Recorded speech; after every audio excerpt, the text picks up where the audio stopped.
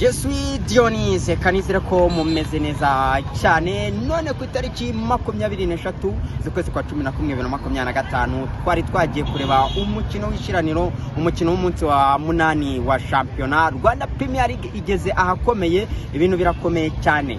kuri Kigali Press Stadium hari habaye umukino itoroshye wahuza ikipe ya Rayon Sport ndetse n'ikipe ya AS Kigali ari naho tugiye kugenda tugarukaho twaranya nono tugata tuzenguruka no mu yindi mikino ukuntu yagiye igenda mukagenda mumenya ukuntu ibintu byifashe nyigera kuri Kigali Press Stadium kimwe mu bintu byanunguye nukubona abakinyi bagiye kuba babandamo kurandira ikipe ya Rayon Sport ikipe ya Rayon Sport yarakoze impinduka zigiye zitandukanye nko mwizamu twinjira reka dutedoera ko 11 mwizamu harimo Mugisha Yves uyu nguyu twavuga yuko ari nk'umuzamu wa gatatu muri Rayon Sport niwe ariko uyu munsi wari wabaye umuzamu wa mbere Mugisha Yves hanyuma yari yafashe uwitwa Chimimana Emmanuel dukunze kwita Kabange amunyuza kuri kabiri afata witwa Serumogo nyine amushyira hanze Kabange bariwe anyuza kuri kabiri kuri gatatu ahakira witwa Saint Paul Jesus dusanzwe tuzi akina kuri 11 hanyuma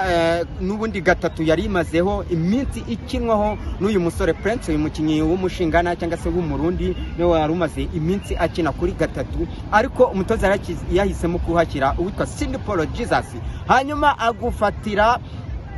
umutima wa defense akiramo aba defenseurs babiri akiramo uwitwa Youssou Diagne ndetse n'uwitwa Emery Bayisenge Youssou Diagne itabana abamuha n'igitambaro cy'ubukapiteni ubwo rero urumva yuko naho hari habaye impinduka kubera ko twari tumaze iminsi tubona defense y'uyu Youssou Diagne ndetse n'uyu mutaramu Kabange ariko Kabange bari bamujyanye kuri kabiri hanyuma agarura Emery Bayisenge twavuga yuko yaramaze igihe adakina mu ikipe ya Sport kubera ko nawe yarafite ikibazo cy'imvune yaravuye mu kibazo cy'imvune hanyuma imbere gatonya yaje kuba azana bamwe mu bakinyi bagiye batandukanye azana witwa Richard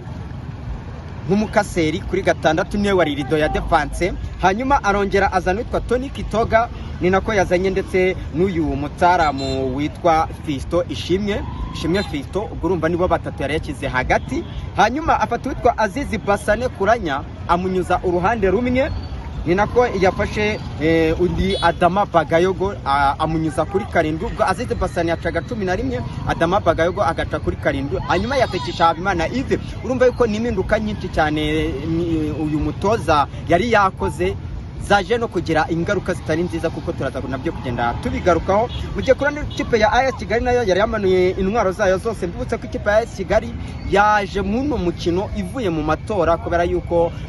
nyuma yuko witwa Shema Fabrice wayobora ikipe ya AS Kigali abaye perezida wa Ferwafa urumva yuko AS Kigali noneho ni nkaho abayiyoboraga yari nzibacyuho uyu munsi rero yakizeho abayobozi bagomba kuyiyobora nyuma rwose kuko amatora yarangiye ku isaha y'isa 6:50 bahita baza gukina ndetse babasha kwitwara neza cyane mwizamu ni niyo nkuru Pascal muramuze cyane niwe wari wabanje mwizamu hanyuma Eze uyu nawe yarahari rwose ameze neza cyane ni nako uwitwa Rugangazi Prosper nawe yarahari rwose ameze neza cyane Ndayishimiye Didier nawe yarahari ameze neza cyane ni nako uwitwa Benedata Janvier capitaine yarahari